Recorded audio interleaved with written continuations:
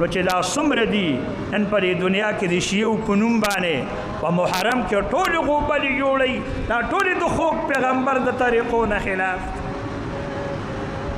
او یو خپل قومي رواجونه جوړ کړي دي او پر کامیابی پکې نشته ښه والله دې جلسې ته کتن هم ګناه ده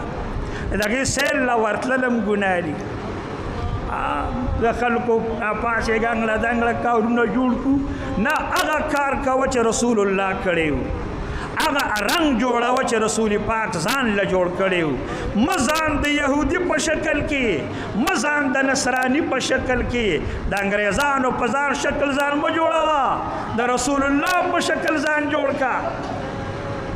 د رسول الله په شکل ځان جوړ شیر علي شاه صاحب ویل زه مدینه منوره کې یو سړی راغلی نو هغه زمانه کې بیا د نبي اسلام ته چا سلام کوو نو جنګله ښکلولی شوه وی سړي جنګله ښکلوله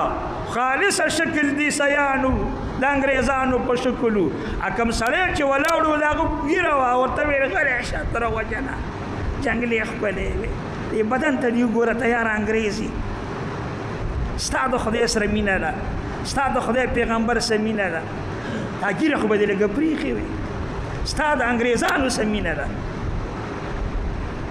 هغه سړی داسې ملامته که په دې کار راځي جنګلې ښکلې او ځان ته ګورې نه نو کامیابي زمونږ دا د مسلمانانو